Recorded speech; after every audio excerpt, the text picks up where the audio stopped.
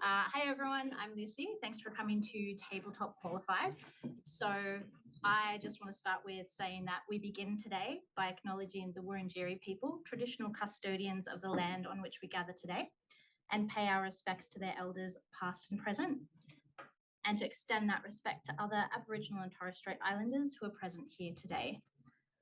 So this is the first event for the year from Tabletop Qualified. So thank you so much for coming along.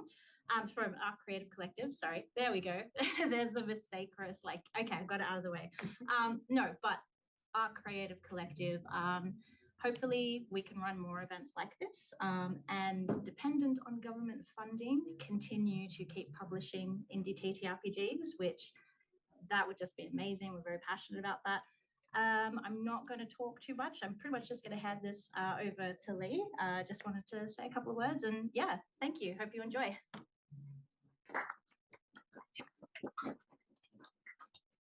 Thank you very much, Lucy. I will just do one or two little housekeeping things before we get started. The first is that I think you've probably all been informed, but because of the way this room is set up, you're all a lot closer to the microphone and camera than we are. So yeah, just keeping talking and moving and fidgeting to a minimum. Feel free to fidget if you need to. I mean, I am, but noiseless fidgeting would be preferable, please, just so that we get a good sound quality on the recording. So thank you everybody for coming. Today is Tabletop Qualified, and we're going to be talking about pathways to education in the games industry, ways that you can find education and different education options that are available, a little bit of the pros and cons, a little bit looking forward into the future, and also taking you through our experiences of learning about games and game design and where that leads. I will get our lovely panel members to introduce themselves first, going around this way because it's arbitrary and I'm the facilitator and I get to decide these things. So Logan, could you kick us off, please? Sure. Logan, he, him. What should I introduce myself with? Can you give us a brief description of your pathway to learning how to design games, or whatever your role is in the games sort of industry, sector, field, whatever you want to call it? Sure. And your experience with teaching or learning. Sure, can do. Thanks, Lee. So yes, Logan, he, him, and I'm a game designer. I've done game design consulting, mentoring. I've been a stretch goal, all those sorts of things. I published my own games on itch.io. So I wear a lot of game design hats. My entry into game design, how I learned, was through experiencing. I played D&D, ran D&D, learned about the indie scene, and started reading and experimenting. And I think a big moment for me in learning was connecting with other indie game designers and just hearing about what they were doing and why they were doing it. And since then, I've been mentoring as part of the ARC Creative Collective, the ARC Tabletop Mentoring Program that's been running for the last 2 years. And I've been doing mentoring through that to kind of, spread the knowledge. And it's been really great. Excellent. Pass on. Lucy, please. I'm Lucy, she, he, they. I'm an indie game designer. I'm currently working on a TTRPG I've been working on for the past 2 years. I publish a lot of, I publish smaller games on itch, what I like to call my kind of fun, like palette cleansers in between the really big things. I am a recipient of the game mentorship program, so that made a huge difference to me, and I was able to really get stuck into learning how to make games with Logan's help. Gosh, what else? Everything has been informal, community-based education for me so far. Not sure what else to say, really. I love games. I love making games. I want to make all types of games. And yeah, I've come about it in a very informal, community-based way. Excellent. Thank you very much. Violetta. Hi, everyone. I'm Violetta, she, they. I am a student at Cole Arts, studying game design. I have an educational history in creative arts, so I've studied at JMC and DCA. I also have a long history of working in prop and set design and commercial sculpture for places like Escape in Melbourne and Cineart. I have a special interest in inclusive games, specifically those that pertain to neuro spicy. One of the words. Yeah. We like all the words here. And last but not least, Tim, please. My name's Tim Westhaven, so I'm the program leader for ColArts, which Violetta is one of our game designers. I started out playing D&D when I was very, very young. And a pivotal moment for me was when I found a Jonathan Tweet game called Everway, which was the first non-dice based RPG that I'd ever seen. And that really opened my eyes into the possibilities of designing through a very different lens. And I started making my own games when I was about 12. Published my first game when I was 20, so it took me a while. Yeah, so I think overall I was probably self-taught. I mean, I'm quite old, so the internet wasn't a thing. And then going on to teach game design through computer studies, and then where I am now in a much more formal and direct way. Thank you. I said last but not least, I realized I'd completely forgotten to say anything about myself, that people get mad at me if I don't. So hello everyone, I'll be facilitating the session. You will see me on most of my published works as Lee, but I do also answer to Vella and Whimsy in informal settings. My pronouns are it, its, and I'm a PhD candidate at RMIT University studying urban play and location-based gaming, which is sort of games that rely on being in specific places, interacting with objects and environments as part of the gameplay. There's a lot of VR stuff, but it does go beyond that into sort of LARPs and ARGs and that kind of area. I came to game design through a very circuitous route. I started off as a linguistics major. And I've sort of come through genre theory and through a bunch of policy analysis in the public sector, and finally got into ARC, thank you very much, John, and have run some game jams, and from there got really into game design. Also an old D&D player back from my primary school years as well. So in order to get us kicked off, I think there is sort of an elephant in the room when it comes to talking about games education that we do kind of want to cover and make sure that we get an idea of. And I think I might throw this to Tim first off. He's my boss, I can do these things.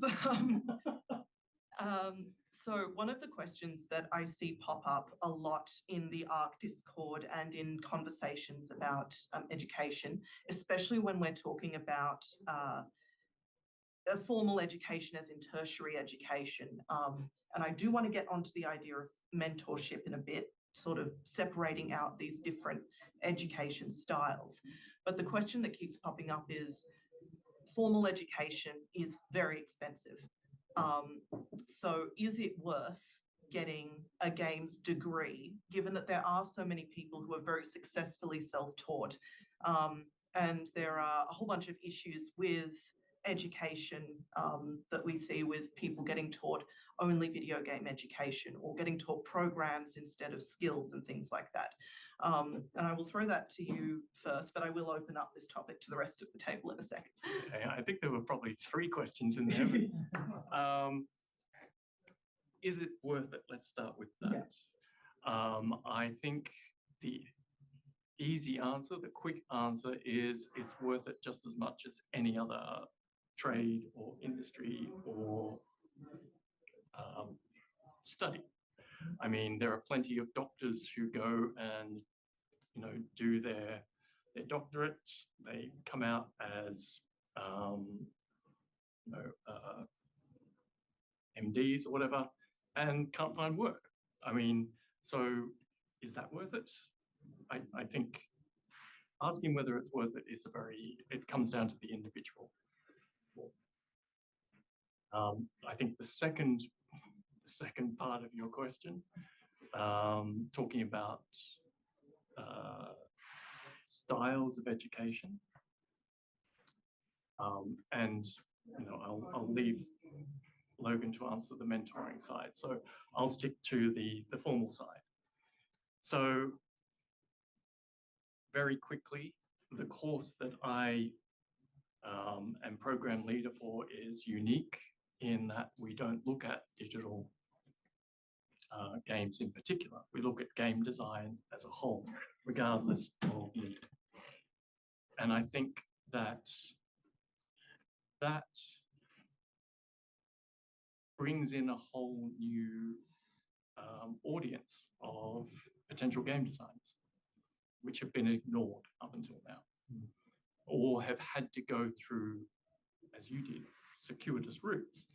When I was entering university, there was no such thing as game design, digital or otherwise. So if you wanted to go and do a degree and actually make games, you would either have to do computer science, graphic design, what was then called industrial design, some other study. Game design just wasn't a possibility. And for the last, 30 years, game design has pretty much been digital. And that's it. If you want to do any other form of games, you still had to go and do one of those other degrees. So is it worth it?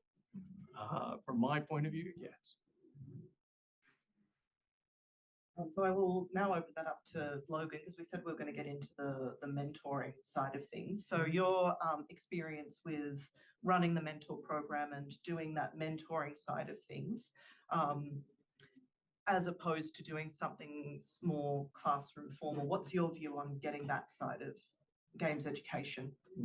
Yeah, well, just to jump off Tim quickly, I went to university for a degree that I now don't use in a field that I don't work in. So definitely hear that. I can resonate with that. But I think, so at first I was a recipient of mentoring through, it was called Tabletop Mentoring. They had a Twitter, I don't know if it's still there. And I received some mentoring from Steve D, which was really interesting and cool. And Steve's made a lot of games and knows what they're talking about.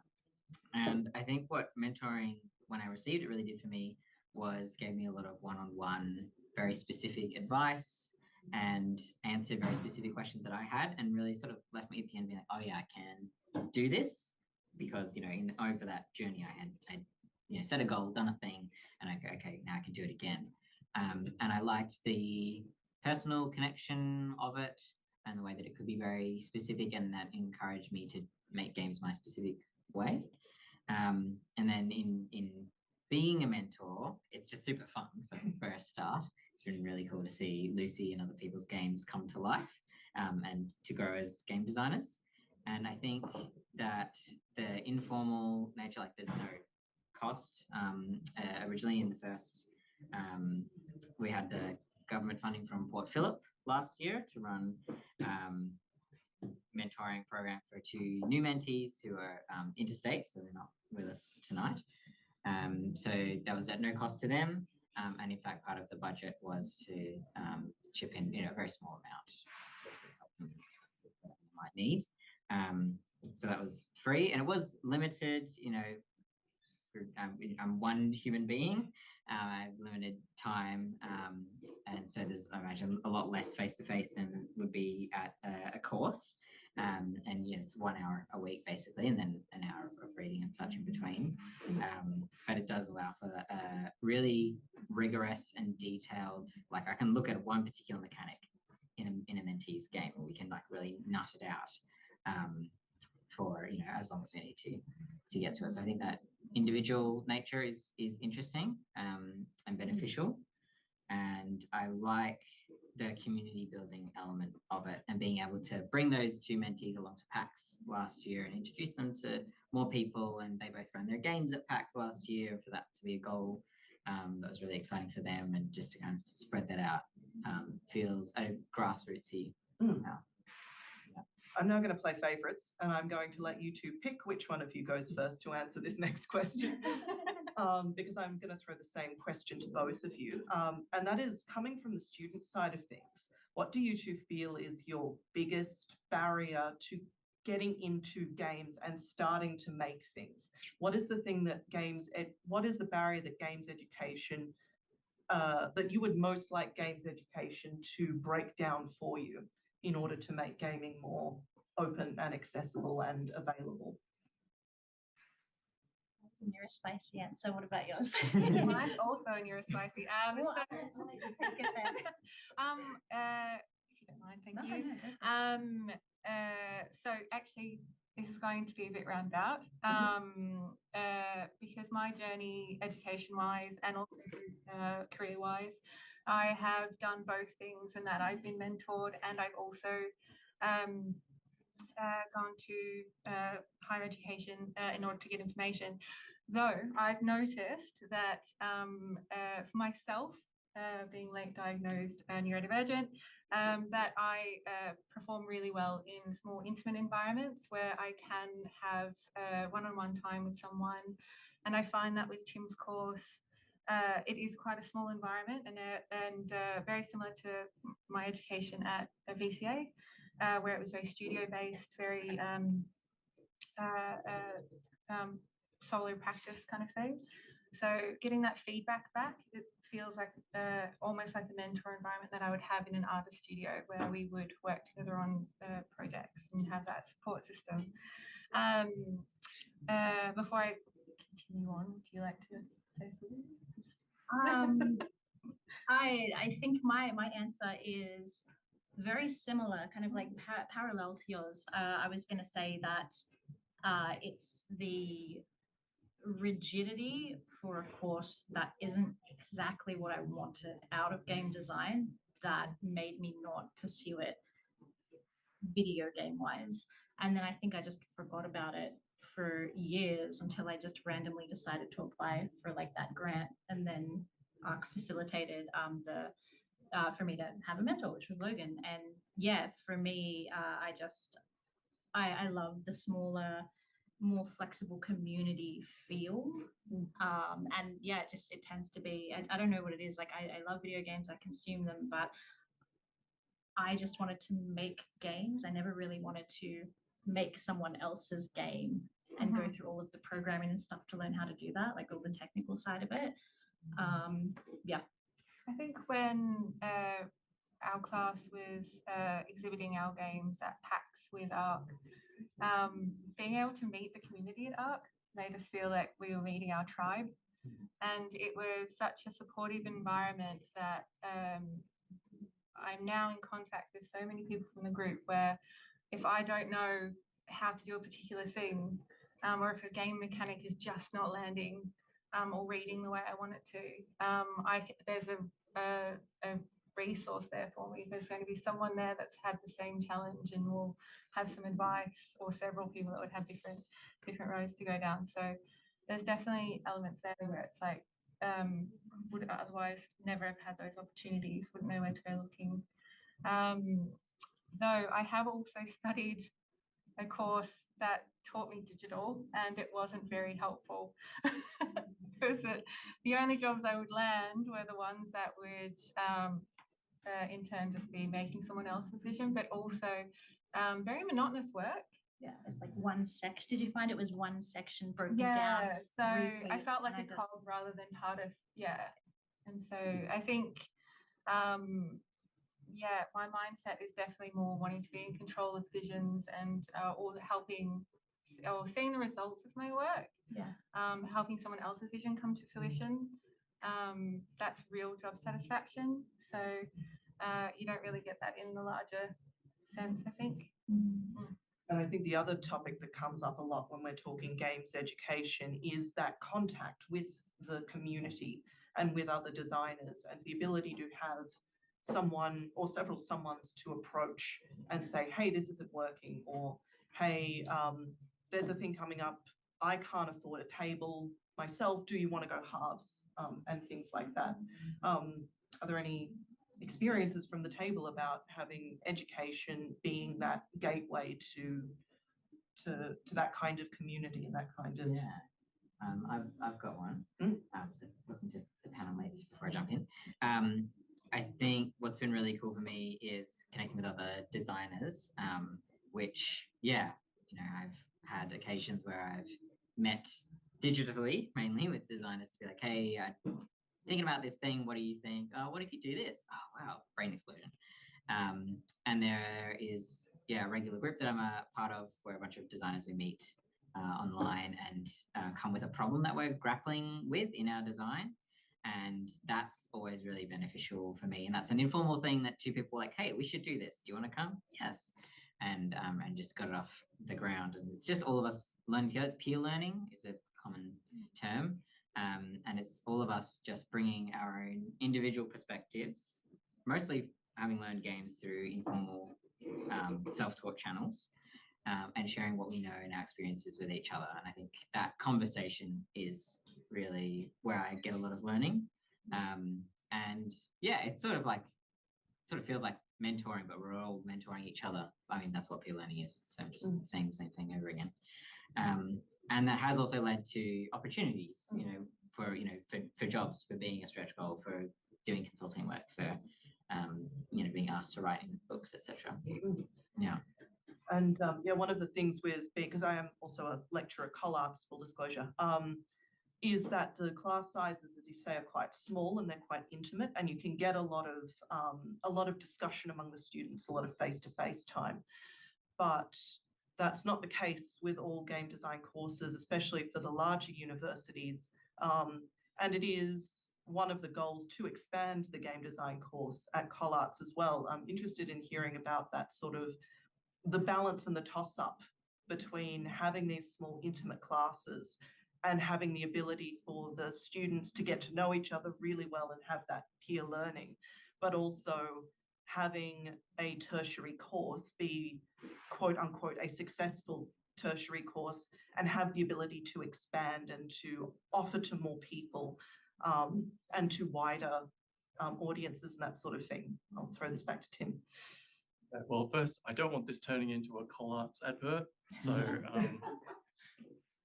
and actually, it's not, because the way I see the course is actually, I think the course that we have is what game design courses should be. And I think that in the future, it is what they will be. The way technology is moving, the way things are changing at the moment with artificial intelligence, with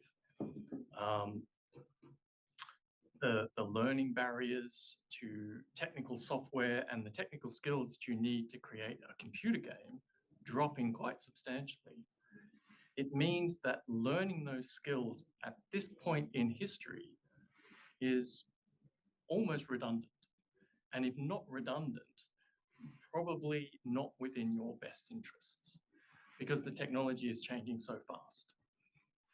And one thing that I learned over almost 20 years in the AVFX industry is that do not learn software. Just don't do it. If you're learning software, you are setting yourself up for failure, or at least redundancy. And I learned that because every job I had to go to, I had to learn new software. And that just went on and on and on until it got so tedious. I thought there has to be something else. And so I think the course now is actually the future of game design. Because I don't mind if my students want to make computer games. That's great. That's fantastic. But I don't need to teach them the software. A student who is interested in making a game, a good game, if they have that passion, if they have that interest, if they have the drive, they will teach themselves the software. And most of them do anyway. Having taught on technical sided courses, and having actually done a technical sided course myself, now I studied as a digital animator. And pretty much I had to teach myself all the major software packages. My university didn't do that. They ran the software. They told us that that was the software we should be using. But I ended up pretty much teaching myself anyway. And if you're out in industry, the software changes that occur over the period of your work life, pretty much you will end up going home and teaching yourself new packages. So from my point of view, the skills that we are teaching our students are game design. If they want to create a tabletop game, a card game, a LARP game, they can do that. If they want to go and actually make the next Skyrim, they can do that. But I'm not going to teach them how to use the software. Because honestly, they can teach themselves that. You can go to YouTube University and learn how to do that. Are we opening it to questions? We have a question. Oh, yeah. In my experience as a game design student and someone on the autistic spectrum, I actually felt suffocated because I was being forced to use software that I wasn't preferring to use. Specifically, I was more geared towards learning C++. I was being forced into learning on Unity when I'd already gone and begun learning Unreal. Yeah. So that's That sort of the, suffocation combined with being pressured by the school ultimately gave me a lot of struggles and led to my anxiety having then forced me onto the online course and add the in-person course, completely cutting off my main reason for picking in-person education. yeah. So I think that is another reason why we don't teach software. The students will teach themselves what they need to know on the technical side. And actually, a lot of the students, they turn up and they want to make computer games. That's great. But then once they realize, oh, actually, my game idea translates just as well into a TTRPG, into a card game, into a board game, into a LARP, they no longer have that need to create a computer game because they can make the game just as well and actually, in some cases, make it more relevant, more engaging, and more appealing to the audience by choosing another medium. One of the things that that my supervisor said to me at one point, which I now give out to other people who are asking for game design advice, is that whatever form you want your final product to be in, do not be afraid to prototype in something else. So for example, I'm making a Gather environment, which is an online, it's sort of retro graphics.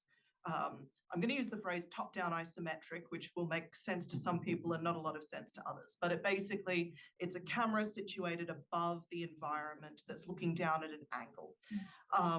So it's got a very specific set of structures, and I'm making a museum environment that people can wander around and look at. Because that environment and that kind of level or set design is not my area of expertise, the first thing I'm doing is prototyping it on paper with a whole bunch of walls that I can then look over the top of a piece of paper with my little cardboard walls and move them around and see, okay, where do these need to be such that the character can still see things? If people come in from this angle, is this better? What about this angle? Which walls are most important for people to be able to see? And then I can translate that into the online environment. And I think that's something that is very important for a course like ColArts as well, is that idea, like in my course, I've got prototype, a section of the game is one of the final assessments.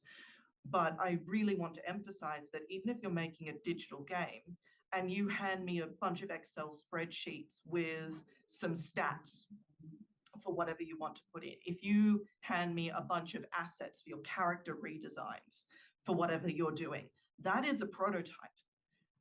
That is part of the game, and that is accessible content.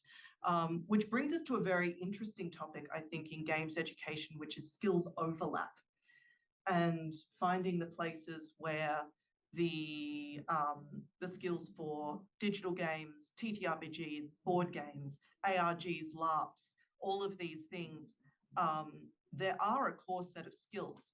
And I think that gets obscured sometimes by the emphasis on digital gaming. So I'm now going to open this up because I've talked for more than long enough. So overlapping skills and places that you think that you just, if you have a skill in game design, it is transferable, but we don't often talk about what those skills are and what exactly we need to be teaching people. Yeah, please. So I'm just thinking about, we're talking about pathways, thinking about mentorship, thinking about communities, all those sorts of things, and talking about prototypes. So there's information there that you can gain so much more rapidly. In that, in a matter of months, I was able to present 2 games at PAX. And that was at the beginning of my course. And I never even thought that that was going to be a possibility. And I got so much good feedback through playtesting that I could then apply that then to my games and then, of course, speak to my community and be like, where should I be focusing on first? To me, bringing a game to a tabletop platform is very much like how comic books are being used in cinema or in film and television. It's a medium that you can see is already blueprinted. You can definitely get, and it's a rapid and quick, and it's a good way of getting more cost-effective platform done. And also, you can lean on people in order to help you out in areas which you otherwise would need some guidance. Digital work is not cheap to do, and it is very time consuming. Whereas you can have someone sort of go over your copy and see if that's working. You can see if your mechanics are actually landing. I've found that with one of my games, it was meant to be a psychological horror, but it read more like a strategy game. And even with that, I was like, okay, well, it's paper. I can work on this from here, and it wasn't a huge investment. But crossing sort of the multimedia or what are the disciplines that can sort of overlap? Multimedia, cross-media, transmedia. Yeah. There's a whole bunch of different phrases and nobody knows how to use them. So and overlapping skills as well. I think,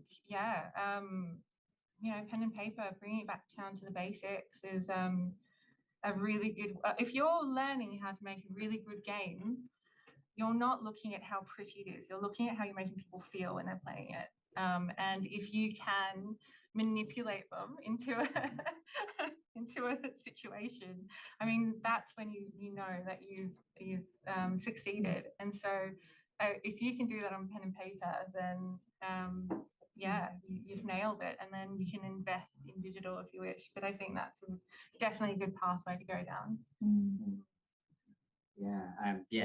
Jumping off what you're saying, Violetta, user experience, thinking about what you want them to think, feel, do. Play testing is a skill as well that translates across all game types. Receiving feedback, implementing feedback, ignoring feedback, all useful skills. Communication, saying what your game is about, making that really clear, and translating what you want to happen into that, like what you want the dynamic to be, the emotional experience, and story arc into mechanics, and the actual physical, okay, what am I literally doing? Translating between those two is also a good skill that goes both ways. Those are the top ones that come to my mind. I think that the first thing that comes to my mind, just absorbing everything that's been said, and the question as well, is that I didn't realize how many skills I had from my entire life up until the point that I started designing a game that were transferable, because the only avenue that I thought at the time was available to me was, I guess years ago, was video game design, which, as we mentioned earlier, I was like, okay, it's a very narrow way. I don't think I want to do that. And then when I started to actually design my game, it was it's so expansive. There are so many different types of games that you can design. I could design something on a little card right here. And I didn't realize how prepared I was at this point in my life to make games without actually being prepared, because there are all of these skills that I could utilize. So I did a little bit of graphic design and some stuff I taught myself. I use that when I put some games on itch and I want to make a nice little cover, like a little bit of writing here or there. Particular types of media that I've consumed that inspire me, communication skills from working in a call center, resilience from stopping and starting, different ventures, being, wildly undiagnosed ADHD until a few years back, all of these things that I hadn't realized were transferable skills that now I think to myself, wow, like this is fantastic. And to me, it just really reflects on how expansive game design is.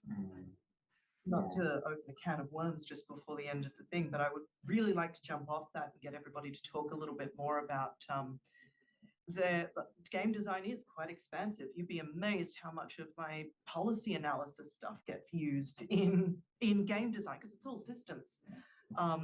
And every game designer I know has done other things and brought experience in other fields to their game design and done something really unique with those experiences when making games.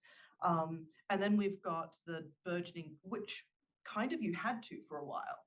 And then you've got this burgeoning games education where people can now go straight from high school into the games education system and become game designers immediately. And I just want to open that topic up without really presenting a question, but as using it as a prompt for conversation for a little bit.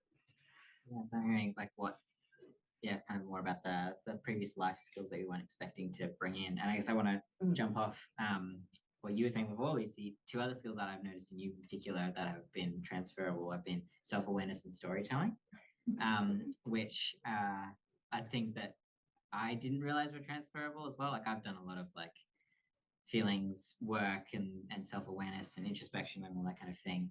And that's been really helpful for me. Those are the kinds of games that I like to make, games that take you to those places, but being able to know myself and know my own thinking patterns. So when I'm designing a game, I can examine my thinking of like, oh, I've given these stats. What does that say about the game? What am I saying about the game that I might not realize that I'm saying? So self-awareness, I think, has been a really key one.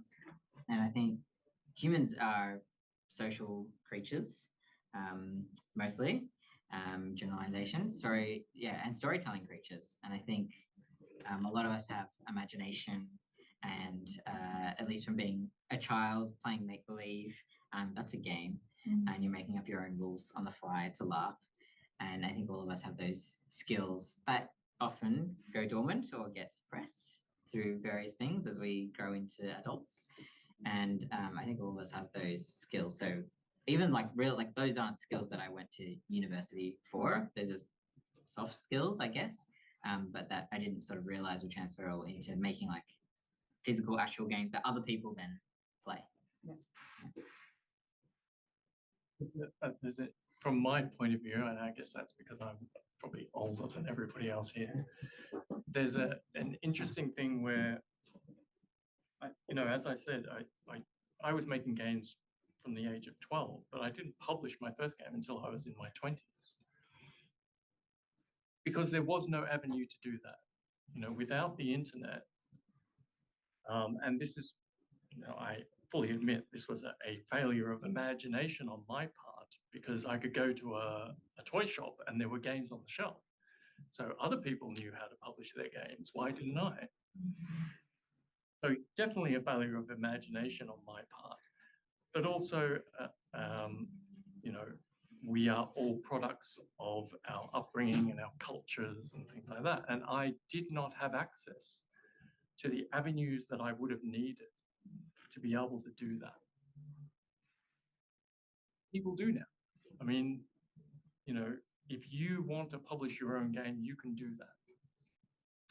And yeah, you don't need an education to do that. Anybody can publish their own game, whether that's digitally on itch.io, whether that's physically through getting it printed. You can go down to your local quick copy and print off as many copies as you want if you've got the money and sell them.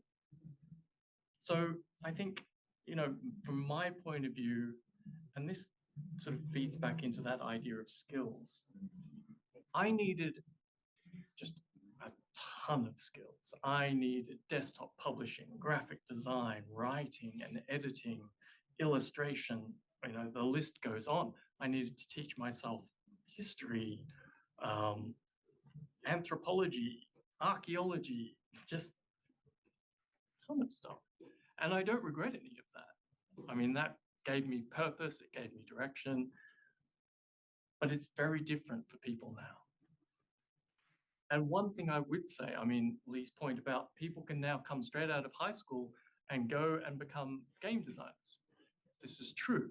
But going back to what Logan was talking about, they then don't have that body of experience and that body of extra knowledge to draw upon. And I think one of the things that we are finding, and we have found over the last sort of 10, 20 years, is the games, especially digital, primarily digital, that get published are very similar. Very, very similar. And you then have games like, Call of Duty and things, which are exactly the same game, just with different skins on. And I think, this is my opinion, that one of the reasons for that is that the people making those games don't have a lack of imagination, because they're not drawing upon a body of experience.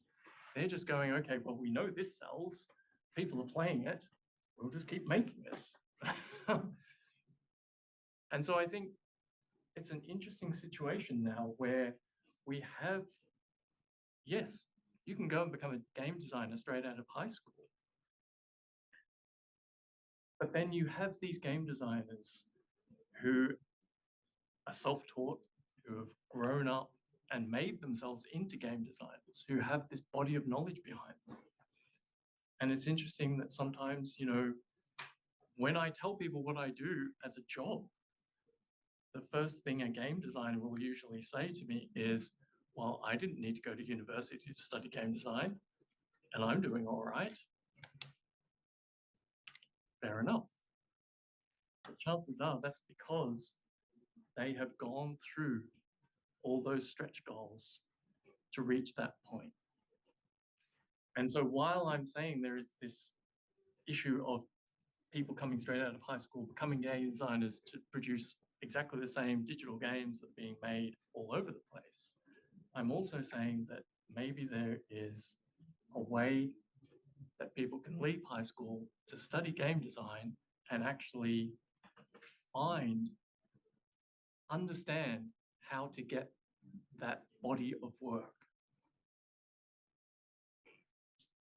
I'm just one of those people, so I can speak on this.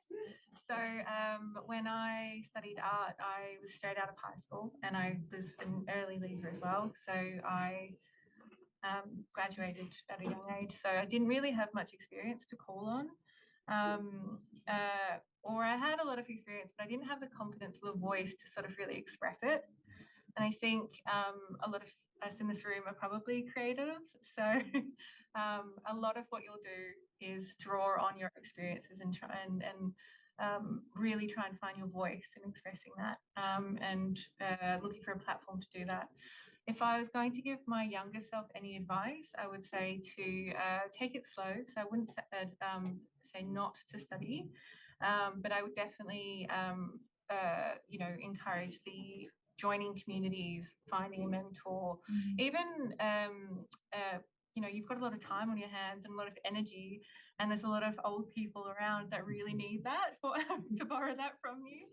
So you can find, someone that really speaks to you, an artist that really speaks to you, or a designer that really speaks to you, and then just volunteer your time and really see how they're running the show on their end. And I find that when I've had those experiences, they're the ones that have been the most valuable for me, is seeing how other people operate, and then finding, like, picking and choosing what it is from those different environments, what really worked for me. Education's great. I think it's rushed a lot of the time, in that there's this drive to try and complete your degree in a certain amount of time, and that there's an age limit to success. There isn't. Take your time, get as much out of your education as you can. It's there for you, you're not there for them. So make those, sorry, folks, make them work for you. It's okay, I understand my place in this pecking order. So go in there honestly and tell them what your ambitions are, and they'll help you see that to fruition. Thanks, folks.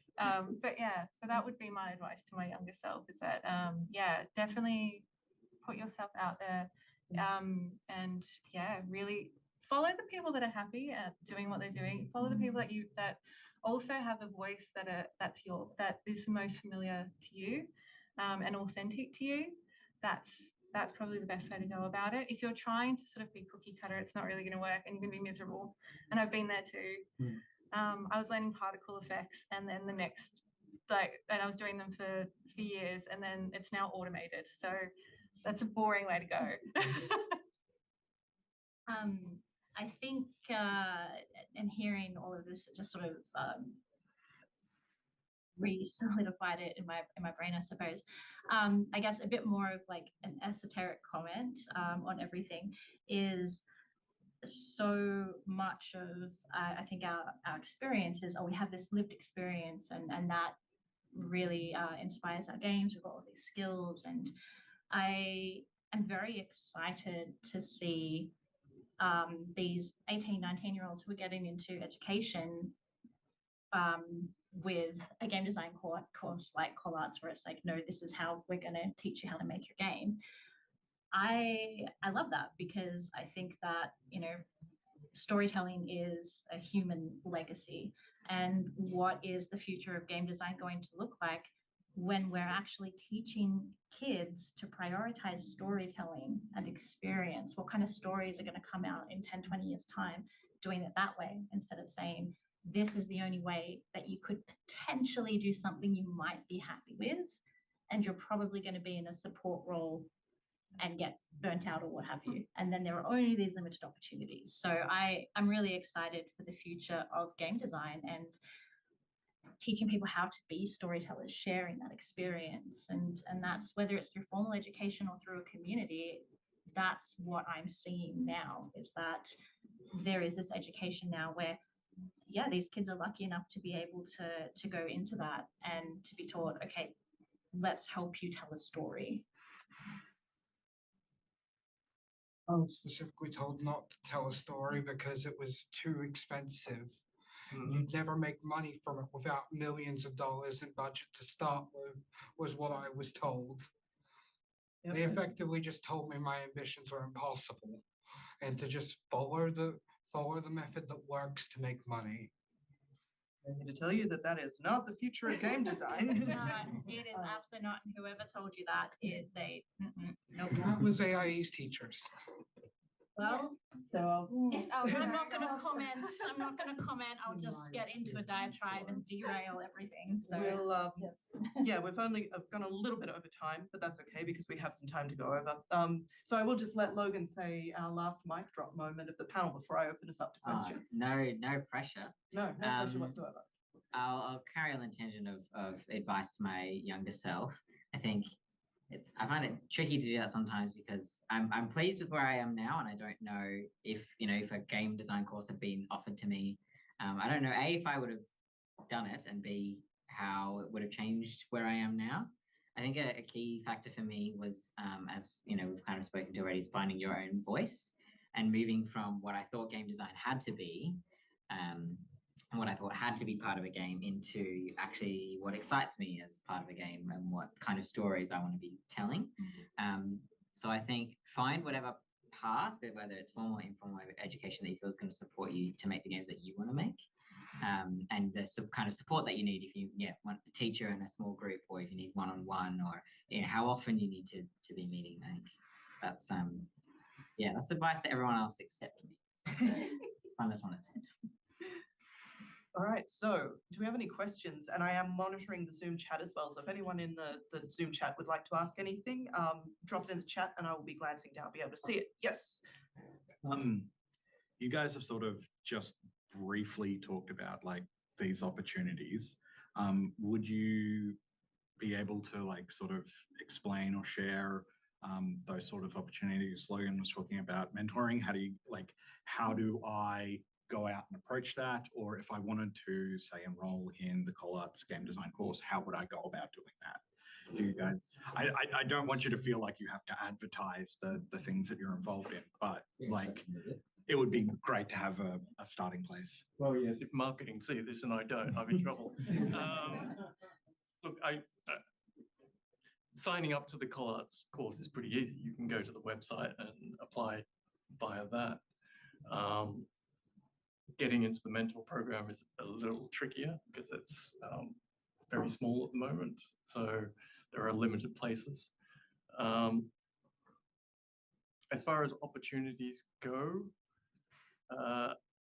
there are other options. I think, if you can't afford the formal education and you're not fortunate enough to get into the mentor program, as we've been talking about, one of the best things you can do is join the community and actually just start taking part in it.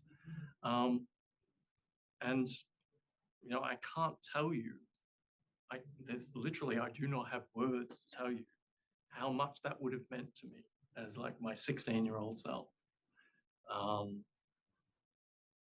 will just jump in and add something there before we move on from that. But in order, because that was one of the things that was one of my big barriers was, okay, I'm self-taught in a lot of these areas. How do I join the community? Where is it? And the things that I have found most useful in joining the games design community specifically, and again, I'm going to say this and it's going to be a little bit advertising, but that's fine, I'm allowed, is ARC. ARC has a Discord channel. I think probably a lot of you are on it if you're here. But genuinely, ARC does really great work connecting designers together, connecting that community together. If you are watching this online at some point, there will be links in the description, I assume, or some way to get in touch with us. But if you want another option, conventions are great. They are expensive, but often the local ones that are less expensive are a little bit better for meeting your local scene. Go and join a gaming table at a convention. Go and volunteer at a convention. Volunteer to ferry people around who don't want to be bothered by crowds. Something like that.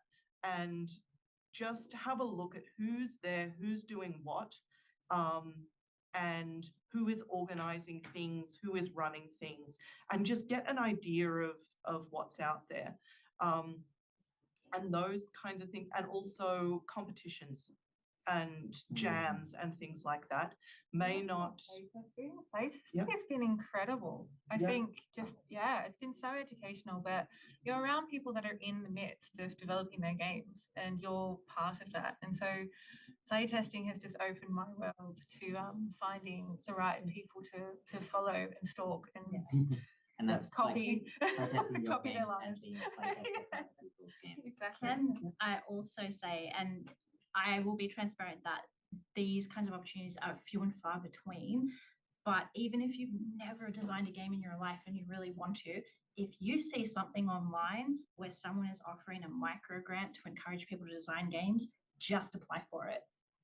Write your idea down, send it through. That's what started my whole journey. I saw, it was actually posted in the ARC Discord, I believe. I saw that Big Bad Con were offering micro grants. You just had to make a game with stories in. And I just joined ARC at the time and I was like, you know what? I've always wanted to make a game. Maybe I can do this. I sent it through. I told everyone at the Discord, and then everything got started. And if I just figured, you know what, I'll send through an idea, and if they don't like it, whatever, it's fine. So yeah, they're few and far in between, but you'd be surprised, online you see a little micro grant. A lot of the times, like I got a micro grant a year ago, I think, and it's just like game designers wanting to help game designers, where it's like, hey, $100, tell me your idea, that kind of thing. They do exist. When you see it, jump on it. Does not matter if you haven't made a game, just try it. And I guess other like free options. Yes, Twitter is dying, but that was really helpful for me. Just like following people and commenting in threads or following hashtags or whatever the parlance is of whatever social media of choice. And just following people, getting in the comments and like noticing who's making interesting threads about mechanics that you like, or sharing interesting stories about their playtesting. And it depends, but a lot of folks, in my experience, are really open to, if you like ask a follow-up question on a thread, like, oh, can you tell me more about X? And that's like a great way to start a bigger conversation. And yeah, or commenting on people's itch pages. I really love this game. I really like how you did this. And that for me, speaking from personal experience, that started relationships with other game designers that still go on today. One of whom was like, hey, do you want to be a stretch goal on this game that I'm making with Evil Hat? So yeah, it is like the informal way is much longer, I will say that, and slower, and it kind of can feel a bit like, am I doing this right? I don't know. It can be harder to quantify progress versus a course where it's like, okay, semester 1 done, and so on and so forth. But it's free. So, well, I mean, time is not free. So I think you had a question before, did you? Or? It was just in response to the AIE student, former AIE student maybe, said, just agreeing that it's really disappointing how a lot of like the major game publishers have started to treat it more as like products rather than stories and art.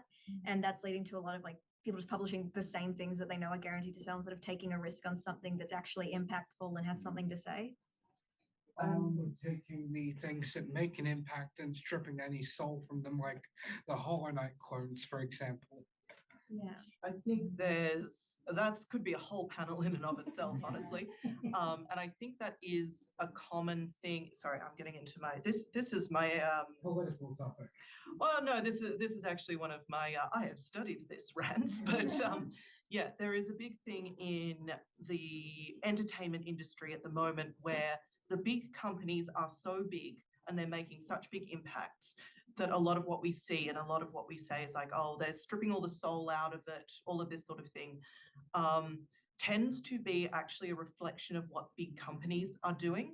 And there is an argument to be made for a lot of like indie game clones of things, but I would argue that those are made to game algorithms which are set up by big companies.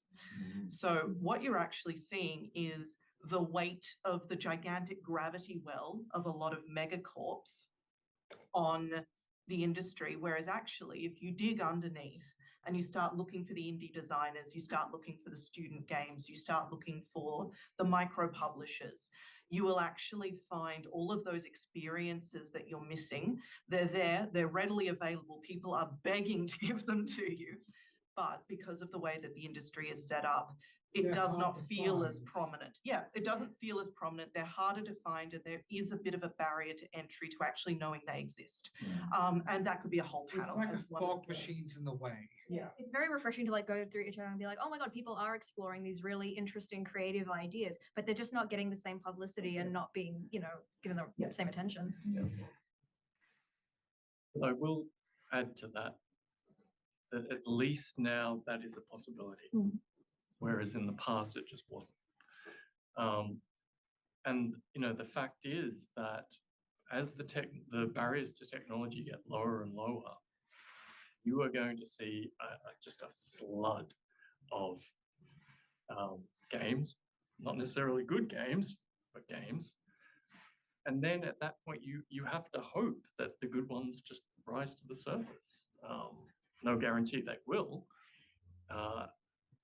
But I think at least there is that possibility. Glimmer of hope. And the fact is, now anybody can make a game and publish it. You don't have to be affiliated with a company. You don't have to, you don't have to go to university. You can make your own game. You can publish it, and you can find people who will actually enjoy it and love it. And I think that is incredible. That's amazing. It's a modern miracle. Even if it's not easy to find. Even if it's not easy to find. But even going through the traditional methods, having worked in the industry, the digital industry, the number of movies and games that actually get finished and never see the light of day is heartbreaking. Yeah. And the people who work on them don't even get to put it on their show reel or on their CV, because until it's released, it's still under NDA. So,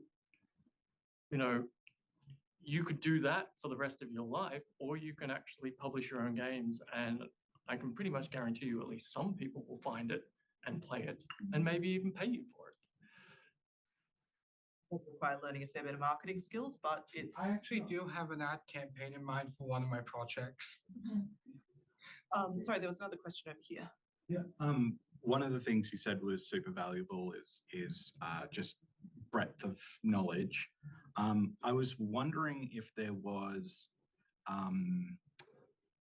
sort of the topic of, I'm reading this week something that it's like something that you would like to share that you have looked into, looking at, have read recently, or just something so that, like, because you're like, there's a nice bunch of diversity here. Like, if you guys are like, oh, I tried this game last week and that was real, like, I think there's value in us, as coming to this panel of like getting exposed to different things. So do you have something that is a little bit different you'd like to share?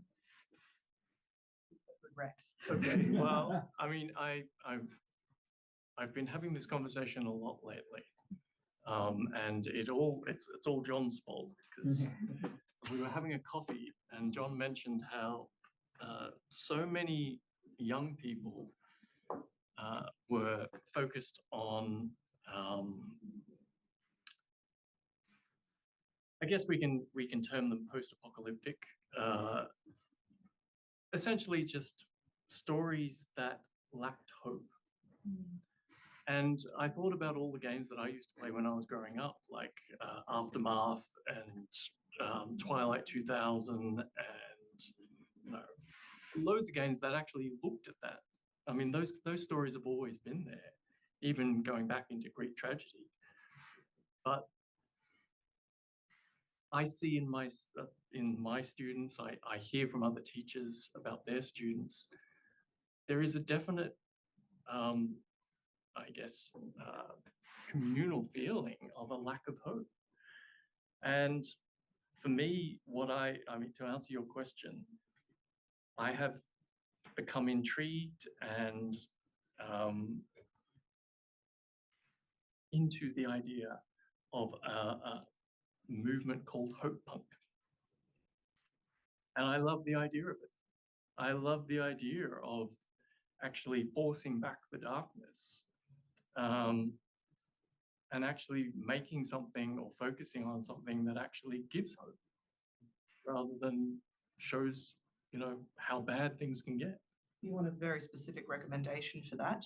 There is an anthology of short stories by a small press called 12th Planet Press.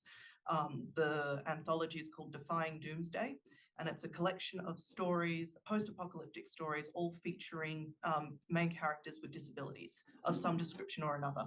And it's about people with disabilities surviving post-apocalyptic scenarios where traditionally they would have been excluded because the default would have been, oh, they could never live, and therefore they've all died and only the able-bodied people are left. So that's a very, very good intro to this kind of hope punk sort of thing. I saw you had a question. Was it related to the topic, or is this? Yeah, Well, cool. it's more a commentary on the topic, because I've actually looked into the psychology behind it for fun. It's because a lot of younger people are realizing just how hopeless the world is, how bad things are. like there are estimates that the world will succumb to global warming by 2050 at the latest. And some people consider that an optimistic estimate. So a lot of millennials are feeling like we can't stop this. There's a lot of venting art going on. I will pass it around the table. Sorry, I'm aware that we do have Limited time. somewhat limited time, so I will pass it around to the rest of the table. What's everybody else reading and watching and playing at the moment to expand our horizons? So I stream a lot of retro games, and yeah, I just love it. You know, aside from the nostalgia, there's just a lot of really interesting ideas. But something that I specifically wanted to answer to that question is, so it's been my goal now, like my concrete goal is I'm going to submit a game for a jam on Itch for every month this year. If you want to find just the best games, just think of a theme and go on Itch and search it. And there will be so many games. I recommend games with cute animals. You can have a lot of great fun as a cute animal with all of these underlying messages that are like, it's fantastic. Yeah, but I pretty much, I've been on an Itch binge lately. I've been, you know, I've submitted my game for January. I'm working on another one.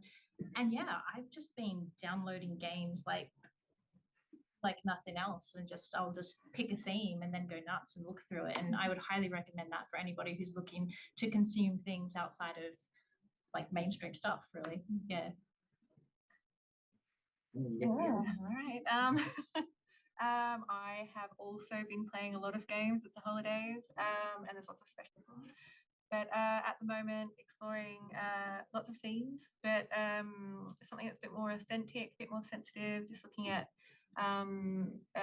fringy games that kind of talk on sensitive topics and things like that, seeing how from games that are played from the perspective of the other, those sorts of things, things that are even influenced by older media, but not to say retro games. I don't really like things that are cute, sorry. No, that's fine.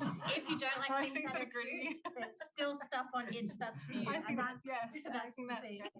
I think we saw a really good year for indie games, so there was a lot there on the list that were becoming a lot more, and definitely more approachable games as well. So things that I even myself felt, oh, okay, well, this is a good road to go down to play in order to, you know, see if I can give it a crack myself. So definitely a lot of good indie games out there across all the platforms.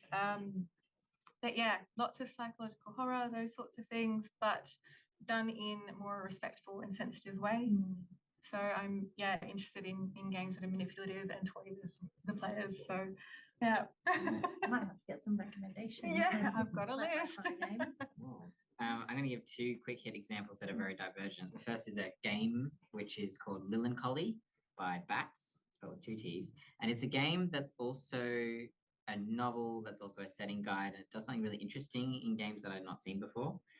It's also a lyric game or a literary game, which are niches that I would do a panel on.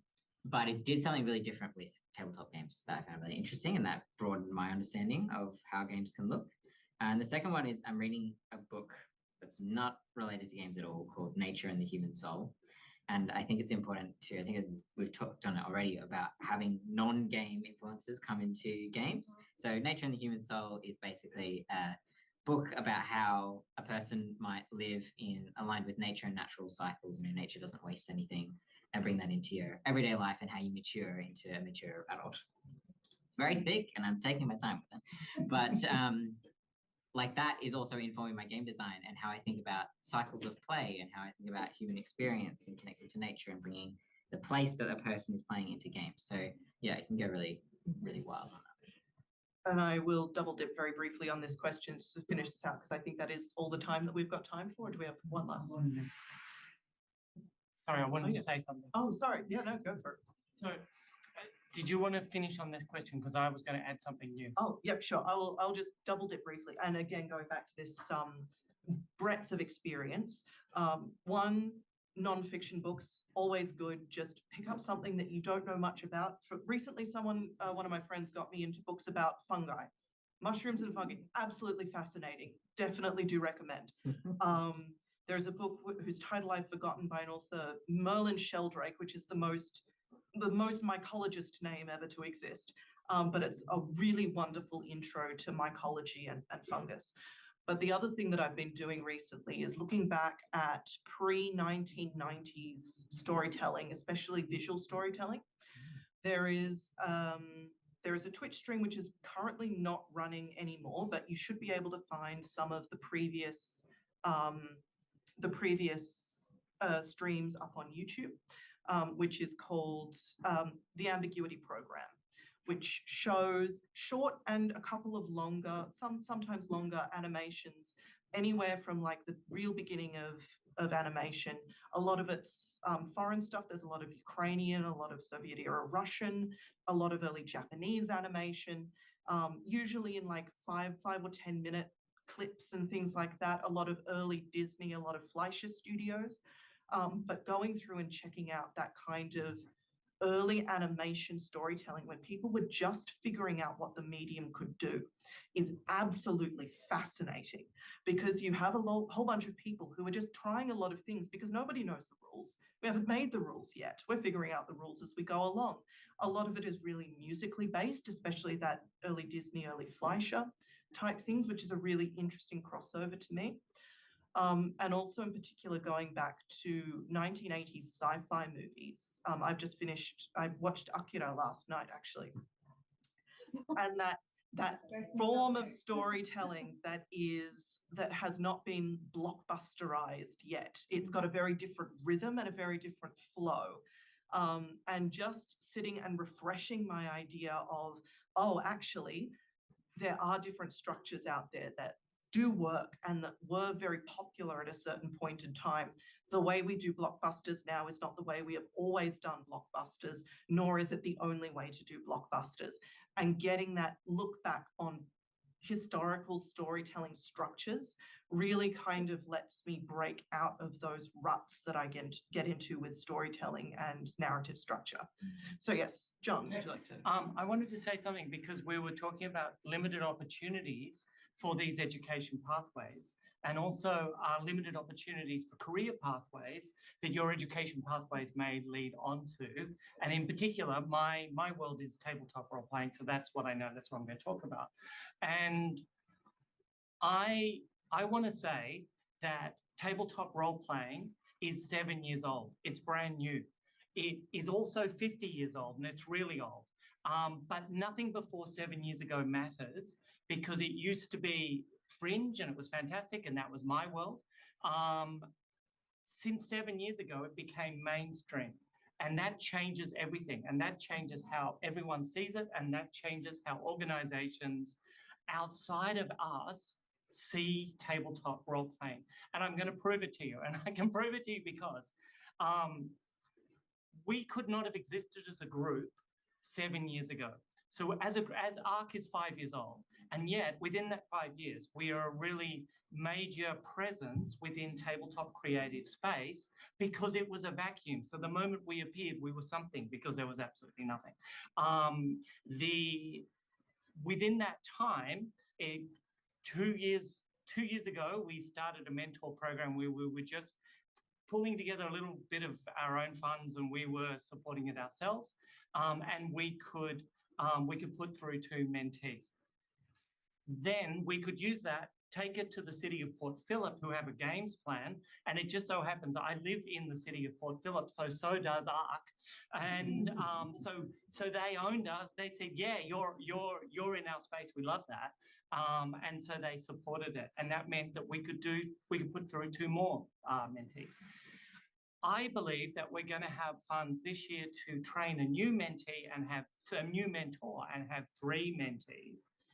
But I have been approached in the last 6 weeks by 3 different organizations, all asking how they can support our mentor program. This would not have happened 2 years ago. This would not have happened 1 year ago, but it happened at the beginning of this year. And in fact, there's so much coming at me, I can't grow it as fast as the potential is there. But we're just one thing. So I'm only seeing us. And I'm seeing that there's this interest in engaging and growing the education pathways within tabletop role-playing right now that did not exist. On top of that, there's a generalist game design course that did not exist 2 years ago, and maybe it couldn't have existed more than 2, 3, 4 years ago. So it's a lot of this is a post-COVID phenomena, but it's more than that. It's a digital engagement phenomena. It's a social engagement. I think it's a need within society to connect with each other and create and be a part of things together. And this is really tapping into that, and it's being recognised. So the opportunities are really narrow now, but I would say don't lose any heart from that, gain hope from that, because in fact that is brand new. We are brand new, and it is just coming out of the primordial mud right now. And so, you know, this is the moment. I really feel this is the moment to grab it and run with it. So thank you, panel. That was fantastic. Can I add something to that? Yeah. Just as a last comment from me. When we look at other art forms, when we look at, say, literature, when we look at film, they have had a body of work to draw upon, a study of work to draw upon for hundreds of years. Games haven't. I mean, games have been studied by individuals throughout history, but as a society, as a culture, they have not. They have been ignored. They are now, just now, starting to have attention paid to them. And so we are at the beginning of how to build that language, to be able to talk to each other about games and how to actually build those networks.